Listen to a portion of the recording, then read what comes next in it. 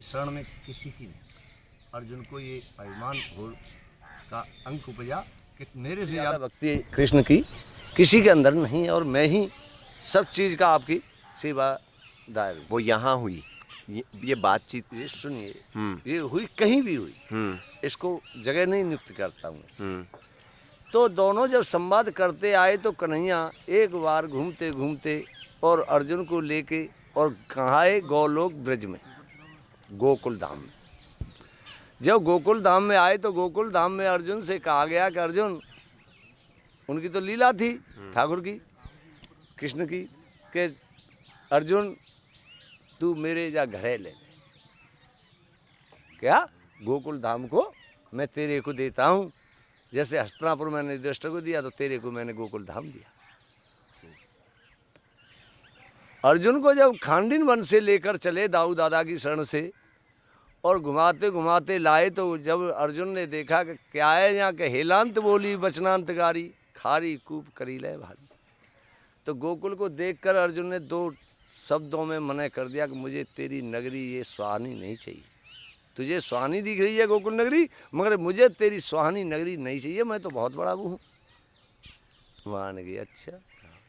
तो घूमते घूमते जब गए तो किसी जंगल में पहुँचे और जंगल में वहाँ पानी की तपन देखी कि पानी नहीं है।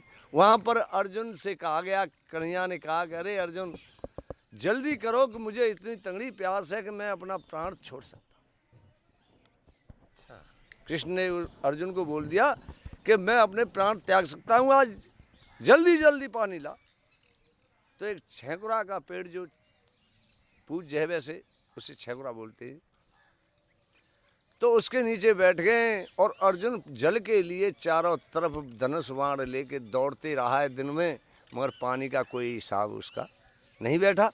जब पानी नहीं मिला तो एक साधु हमारे जैसे शिवानंद जी हैं, बुजुर्ग संत हैं और भी संत हैं, वो अपना भजन बेड़ों में जाके एक छोटी सी झोंपड़ी या कुछ भी तान कर वो भजन करते हैं।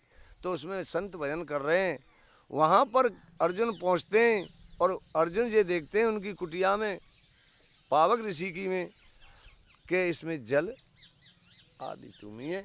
बाबा समाधि ले बैठा है और बाबा से अगर मैं जल मांगूं तो बाबा क्रिया जब खड़े होंगे तो क्रिया करेंगे, तो जल कहाँ से आएगा इनके पास, तो जल बहुत दूर नहीं है। अर्जुन इस सोच विचार में पीछे को हट जाता है और जब पीछे को हटता है तो ऋषि के नेत्र खुले और ऋषि ने कहा अर्जुन क्या देख रहे हो। तो अर्जुन का जवाब आया कि महाराज ऐसे ऐसे कन्हैया प्यास हो है और उस छेकुरा के पेड़ के नीचे बैठा है, दोपहरी का टाइम है, बहुत प्यास हो, जो मैं शरीर छोड़ दूंगा और आपके पास जल देखा है तो जो तुम ही है उसमें आधा तुम ही पानी है तुम्हारे पास। अब इसको मैं ले जाता हूँ तो प्यास तो उसकी बुझ जाए, मगर आपके लिए कहाँ से आएगा। ओ बात कृष्ण, तो तुम ही को उठा के संत और अर्जुन से आगे आगे भागकर और कन्हैया को जाके जल दे देता है। तो 3 घूंट में वो जल लिया तो 3 लोक का राज पावक ऋषि को दे दिया। जब पावक ऋषि को राज दिया 3 लोक का, महाराज ताय नमा मैं तो मर जाऊंगा, मुझ पर इतना भजन कहाँ है कि जनता का इतना भार उठ सकूं। मैं तो एक आपकी शरण के लिए सेवा कर रहा हूँ, भजन कर रहा हूँ कि नहीं नहीं भाई अब तो मैंने दे दिया, 3 घूंटों में 3 दे दिया मैंने तो तेरे को। अर्जुन महाराज तुम ही जानो। तो अर्जुन नहीं बोले तो ऋषि ने बहुत विनती की, आखिर में 3 लोग का राज कन्हैया ने उनको दे दिया और कहा कि अगर कोई आपत्ति आए पर है तो समाज को जोड़ के उस दिन पूछ लेना कि ये आपत्ति का निवारण कैसे होगा,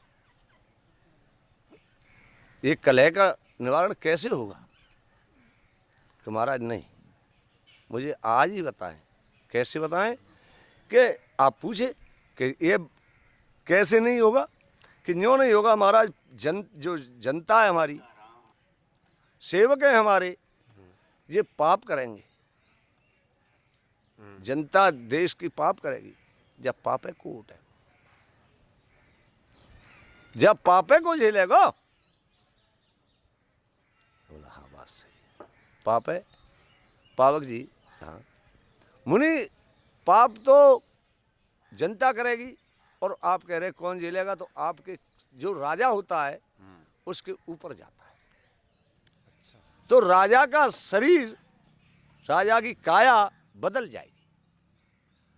अच्छा, और महाराज अगर सुन पावक, अगर राजा करेगा अन्याय जनता के ऊपर तो सूखा पड़ेगी, औखा पड़ेगी, देश विदेश चढ़ाई करेंगे और राज को नष्ट कर हो जाएगा। राजा अगर अन्याय जनता के ऊपर करेगा और जनता पाप करेगी तो राजा के ऊपर पड़ेगी। महाराज इससे निवारण कैसे हुआ? हाँ, निवारण होगा। पावक जी आप निवारण होगा इसका, जब ही पूछना जब कोई बात आ। और पावक जी को राज देकर कन्हैया ने उनको समझा दिया और 3 लोग का भार प्रयागराज के ऊपर रख दिया। नाम रख दिया प्रयागराज। क्या रख दिया? प्रयागराज। तो राजा प्रयागराज बनके और 3 लोग का राज कर रहे हैं। कुछ दिन बाद जनता का जब पाप बढ़ा और राजा क्रूप हुआ, तो राजा के ध्यान में आई कि मुझे एक दिन कन्हैया ने, कृष्ण ने एक थोड़ी सी बात कही थी कि कोई कष्ट आवे तादना मुझे पुकार लेना। तो देवता वही बताओ ये क्या हाल है। अब तो कन्हैया तन चलो भाई, सभी सिपारसी बन के चलो हमारे साथ। तो बोला हाँ महाराज हम चलते हैं। तो सभी सिपारसी बन के और देवता वृंदावन में आकर बैठक की कि भाई यह बात का समाधान हो कि प्रयागराज का शरीर एक क्रूप हुआ है तो कैसे सही हो। तो वृंदावन में जब बैठक करते करते करते करते कन्हैया के पास कोई संदेशा जाता है। कन्हैया कहता है मेरे घर पे बैठक को का मतलब मेरे तक कोई झगड़ो है? पावक जी झगड़ो है राजा से? 3 लोग का राजा है वो, मेरे तक कोई झगड़ा तो हो रही है जो मैं इसको वो करूं? मैं नहीं करूंगा। कन्हैया नहीं मिले। देवता बैठ बैठ के 6 महीने या 3 महीने और स्नान कर कर के सभी देवताओं ने जब खबर भेजी ज़्यादा तो कन्हैया ने कह दी कि अपने मेरे दरवाजे पे कोई पंचायत ना हो तो भैया चले जाओ हरि के दरवाजे पर। तो हरिद्वार पहुंच गए हरि के दरवाजे पर। तो वहाँ बैठक हुई और सारे प्रस्ताव बने मगर माँ बात नहीं बनी। तो पहुँचे इलाहाबाद प्रयागराज के। अरे भाई बोले बाबा जी कह रहे भाई तुम ही जानो और प्रयागराज जानो, 3 लोग को राजा वो पे थोड़ी राजा। जब प्रयागराज जी सब देवताओं ने ये कह दिया तो प्रयाग में बैठक होने के बाद में थोड़ा सब भक्तों और देवताओं ने यही विचार किया कि चलो चलते हैं कि शायद नासवान जहाँ नासिक है, महाराज जी बता रहे थे खिचड़ी वाला कुंभ है वो, तो वहाँ पहुँचे तो वहाँ वही खिचड़ी उड़ी है, मतलब कोई बात वहाँ बैठक की नहीं बनी। उसके बाद में उज्जैन पहुँचे महाकाल के पास के महाकाल से आते इसका समाधान निकालें, पर वहाँ भी कोई बात का निष्कर्ष नहीं निकला। उसके बाद में लौट कर फिर इलाहाबाद आ जाते हैं और इलाहाबाद से लौट के फिर वृंदावन को आते देव लोग और फिर वृंदावन में पड़े रहते हैं। तो नारद जी आते हैं कि कन्हैया ऐसा कैसे है रोए। बोले भाई मेरे दरवाजे पर पंचायत जोड़े कोई कारण नहीं। तो कि प्रयागराज अपने ही यहाँ जोड़े। तो महाकुंभ इलाहाबाद ही बनाया है महाराज, महाकुंभ इलाहाबाद ही है। तो फिर सब देवता इलाहाबाद पहुँचे और जाओ मैं वहीं आऊँगा। तो कैसे आओगे महाराज कि जितने बार देवता हैं ये तो सभी खिट्टे हों प्रयागराज में, कोई रह नहीं जाए। निर्णय भी जब ही सुनाया जाएगा। तो सभी देवता वहाँ खिट्टे हुए और मेन बात यह है कि कन्हैया को वहाँ पहुँचे। तो कन्हैया पहुँचने से पहले लक्ष्मी जी ने नज़र डाली कि बहन राधे जी ना आई और तो सब आए चुके। पार्वती जी से कहा, पार्वती जी बोली महाराज नहीं हमें तो कोई पता ना है। करे चली जाओ तुम्हें वाला ना ना ना सरस्वती तुम जा रहे बोलो मैं तो और ज़्यादा खुजड़ी कर डालेगी। मैं तो वो लक्ष्मी जी तुम ही जाओ। तो लक्ष्मी जी को जब भेजा गया गोलोक में गोकुल में, तो लक्ष्मी जी ने आके कहा राधे जी तुम यहाँ हो, प्रयागराज के यहाँ सारी समाज देवताओं की बैठी हुई है और आप ही नहीं है वहाँ। अगर कन्हैया वहाँ पहुँच गए तो वे नाराज हो जाएंगे। सो आप जल्दी से जल्दी प्रयागराज के यहाँ चले।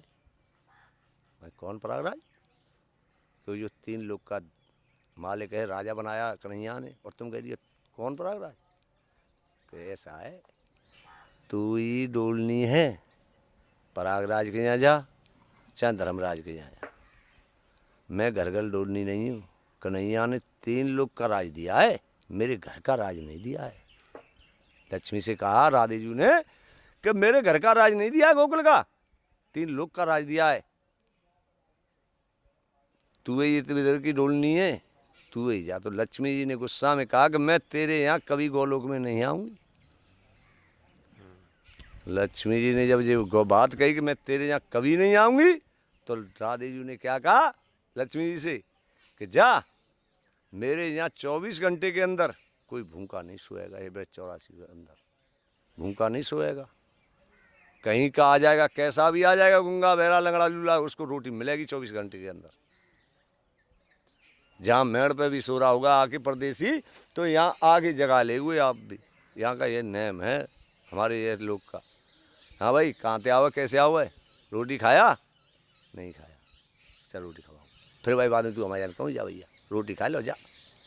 तो राधे जी ने जब लक्ष्मी जी से कह दिया कि मेरे यहाँ भूखा कोई नहीं सोएगा, और लक्ष्मी जी ने कहा कि मैं तेरे यहाँ नहीं आऊँगी, तो राधे जी ने कहा कि तेरे बोरी में तो भरी जाएगी, लात पड़ेगी, और फिर वो मौत सिमके और आके ऋषि मुनि और ग्वालाओं के पास में पड़ेगी, तब भी तुझे उठाएंगे नहीं। यूँ ही कहेंगे चल ले जा कली से काई लाओ जा। तो लक्ष्मी जी जब चली गई, राधे जी ने फटकार दी, माँ पहुँची तो माँ नारद जी पहुँच गए, कन्हैया पहुँचे, वाणी कहा वो भाई सब आ गए, वो राधे जी न आई। प्रश्न वही आया जो राधे जी नहीं थी, तो राधे जी नहीं आई है तो भाई प्रयागराज कैसा होगा। बोले महाराज अब तो तुम्हें ही बताना कैसा होगा। मान जाओ जहाँ खेलन मन है गोकुल में, जहाँ अगर राधे के दर्शन हो जाए तुम्हें तो काया सफल, क्या माया ही सफल हो जाएगी। अगर नहीं हो तो जहाँ चरण ही छिपे मिल जाए वहाँ जाके लेट लेना। तो जब प्रयागराज सब साथ आए और रमण विहार में जहाँ खेलन मन बोलते हैं हमारे गोकुल में, वहाँ पर देखा है कि चरण पद बने हुए, राधे जी के चरण पद बने हुए हैं, राधे जी नहीं है बाग के अंदर, खेलन मन के अंदर। तो प्रयागराज ने जब देखा चरण बने हुए हैं तो कूद घोड़ा से उन्हीं पे लोट पीटा कर गए। तो जितने फपूला थे, जितनी कायाकारी थी, जितने क्रूप थे, जो रमण रेती में लेटे, तो कहिए कहते हैं ना कि रमण रेत लौटो नहीं कियो न यमुना पान, ये नर कहा जाने ब्रज को तत्व महान है। तो जब वो लेटे तो काया सफल हुई, और उस दिन से हमारे कुंभों की बैठक की शुरुआत की। तो हमने अपने कुछ विवेक या कुछ लिखा हुआ भी देखा है संत लोगों का, तो उसको हम तो प्रत्यक्ष में बोल सकते हैं। बाकी जय श्री राधे, जय श्री कृष्ण।